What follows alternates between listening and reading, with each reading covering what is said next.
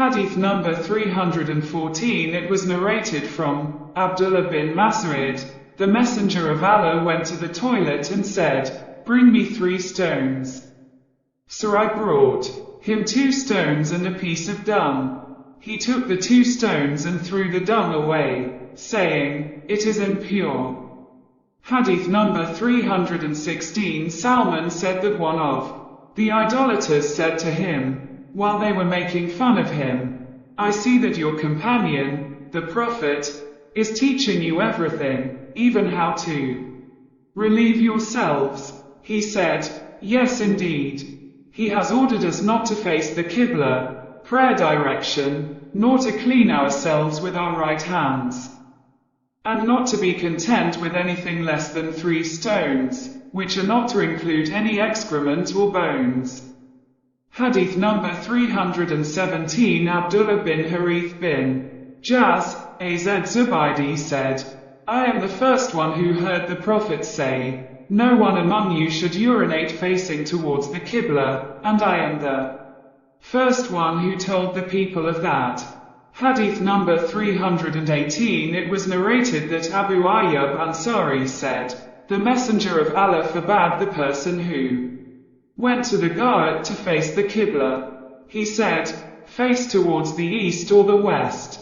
Hadith number 320. It was narrated from Jabir bin Abdullah.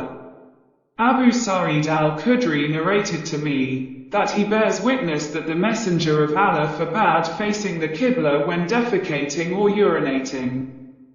Hadith number 321. It was narrated that Jabir heard Abu Sa'id al-Khudri say, "The Messenger of Allah forbade me from drinking while standing and from urinating while facing the Qibla." Hadith number 322. Abdullah bin Umar said, "People say, when you sit to relieve yourself, do not face the Qibla. But one day I climbed up onto the roof of our house, and I saw the Messenger of Allah sitting on 2 bricks, to relieve himself, facing the direction of Bayt al-Maqdis, Jerusalem." This is a hadith narrated by Yazid bin Harun. Hadith number 325. It was narrated that Jabir said, "The Messenger of Allah forbade facing the Qibla when urinating. But I saw him, 1 year before he died, facing the Qibla, while urinating." Hadith number 331. It was narrated that Mughira bin Shu'bah said, "Whenever the Prophet went to relieve himself, he would go far away." Hadith number 333. It was narrated from Ya'la bin Murrah that, when the Prophet went to relieve himself, he would go far away. Hadith number 334. It was narrated that Abdur Rahman bin Abu Karad said, "I went for Hajj with the Prophet and he went far away to relieve himself." Hadith number 336. It was narrated from Bilal bin al-Harith al-Mazani that, when the Messenger of Allah wanted to relieve himself, he would go far away. Hadith number 339. It was narrated from Ya'la bin Murrah that his father said, "I was with the Prophet on a journey, and he wanted to relieve himself.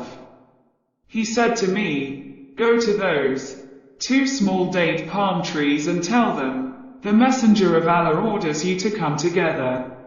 So they came together and he concealed himself behind them, and relieved himself. Then he said to me, 'Go to them and tell them, go back, each one of you, to your places.' So I said that to them and they went back." Hadith number 340. It was narrated that Abdullah bin Jafar said, "The thing that the Prophet most liked to conceal himself behind when relieving himself was a hillock or a stand of date palm trees." Hadith number 343. It was narrated from Jabir that the Messenger of Allah forbade urinating into standing water.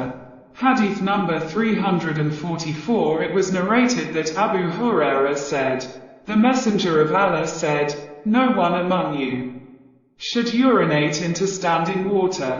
Hadith number 347. It was narrated that Ibn Abbas said, "The Messenger of Allah passed by 2 new graves, and he said, they are being punished, but they are not being punished for anything major.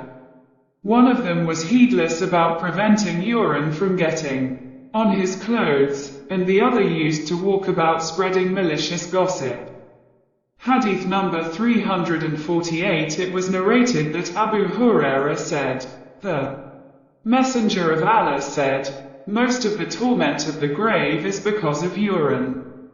Hadith number 349. Bar bin Marah narrated that his grandfather Abu Bakr said, "The Messenger of Allah passed by 2 graves, and he said, they are being punished, but they are not being punished for anything major. One of them is being punished because of urine, and the other is being punished because of backbiting."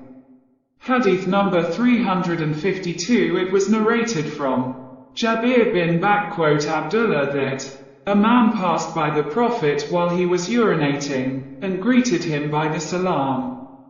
The Messenger of Allah said to him, "If you see me in this situation, do not greet me with the salam, for if you do that I will not respond to you." Hadith number 353. It was narrated that Ibn Umar said, "A man passed by the Prophet while he was urinating and greeted him with the salam, and he did not return the greeting.